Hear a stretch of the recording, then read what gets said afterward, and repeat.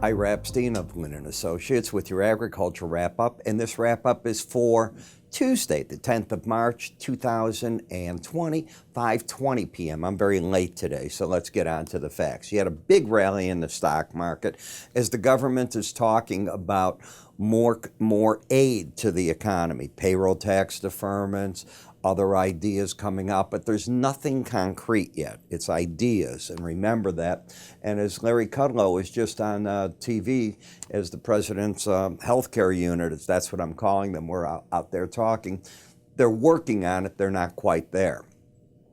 As you take a look, you can see foreign currencies mixed tonight, and we had an interesting day in the grains. These are the settlement prices. Remember, I'm at 520, so you can't get the high-low, but we can get it when we look here. As I said, the market is breaking down on the weekly chart.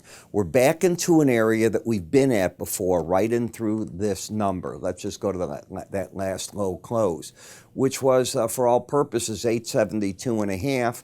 And as you can see, you had a bounce, and then the market started coming down again.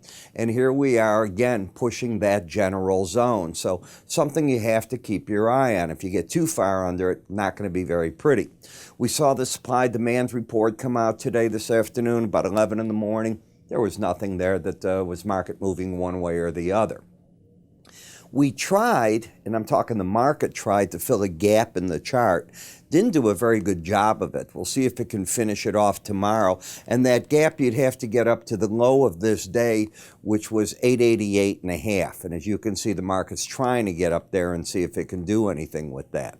Is there a trend at work? Well, this is how the chart looks without a swing line. When I put the swing line in, I've got a peak that's higher than that peak and a valley low that's under that one. It's called a swing line study. And what this has done is it's taken you out of a trend. A higher high and a lower low is not a trend. The battleground had been for a number of days, this 18-day average of closes, and the market gave up. When it gives up, I look to see are there any key moving averages under the market. Well, the 18 is here and the 100-day is there. Where's the Bollinger Band? Right here. And that's where the battleground is shaped up. It's shaped up against that 874 level. What is a Bollinger Band? It's an algorithm designed to keep the market trading within it 95% of the time. Now, I also look to see when you try a breakout to the downside like you did here, and you closed at 870 under the band, does the market put another day in under it? And as you can see today, the market did not. So it doesn't qualify yet as a breakout. It's a probe. There's a difference. We're also not trending. When I take a look at momentum, I see an oversold market. So I scratch my head like that and go, not exactly sure where this market wants to head one way or the other. In the meal market, we had been in a pattern of lower highs, lower lows, as you can see. Battleground shaped up right here at the 18-day average of closes. Even though you came down there, you fought that. If you took out right here, this 305.90 level, 305.50 level, then you're negating the downtrend. That's what happened today. So as you negate that, you now have a lower low, a higher high, again, no trend. When I look at soybean oil, lower highs against that 18-day average, lower lows. You had one run of several days in a row, about 4 of them, under the lower Bollinger Band. Then you pop back up, came down, challenged it again. There's nothing bullish on this chart. Admittedly, it's getting oversold, but that's all that I could say. Even if you put up a monster move to the upside, all you do if you got over 30.16 is negate the downtrend. In the corn market, yesterday we talked about the first challenge of Bollinger Bands. After you hit a key moving average, what are you looking at? That's where I think pros cover. Where's the resistance? Back at the 18-day average. Today, that's what the market did. So in the process, it's got a pattern of higher lows. It's had the higher high, but the settlement fell short of closing over the 18-day average, so the bias stays down. Again, I see a market that's trying to go up. Let's assume it goes up. A lot of resistance, 389 3/4. Let's assume it fails here. It's still not in a bear pattern because you've got the higher lows, higher highs. Very difficult market.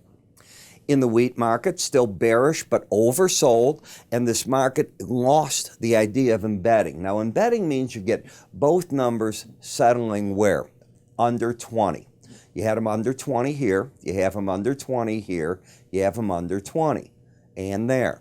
When you lose that reading, unless it's immediately re-embeds on the close to the opening the next day, which will be tonight after 7, be careful. If you lose that, prices often make a trip to visit the closest of the key moving averages, which is the 18-day average.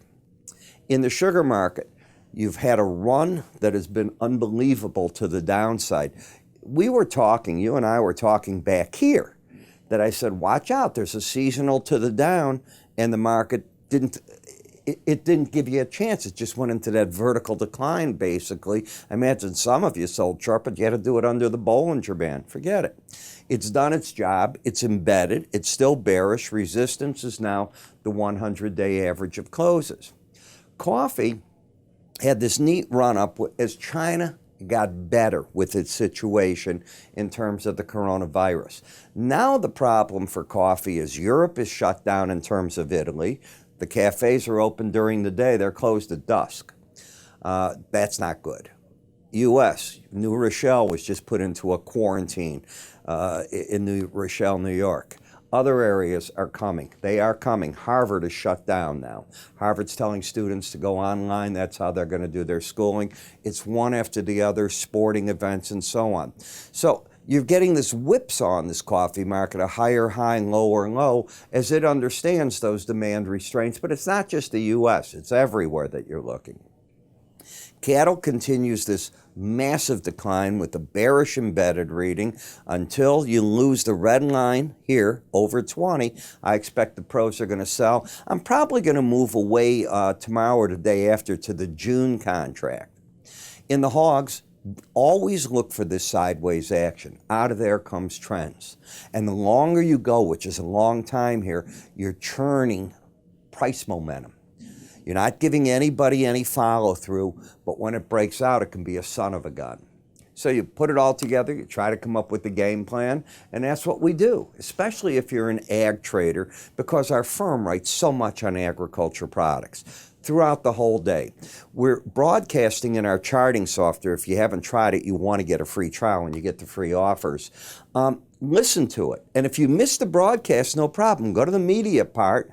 It rebroadcasts. We have David Hightower on it, a number of guys. We have, by the way, I don't know if you're aware of it, in the grain markets, we even have our own meteorologists on staff, and they are sitting there giving us ideas throughout the day what is going on. We cover all these different sections of the market, special reports. Today you had the USDA supply demand report, had been right in your pocket as it came out with analysis of it.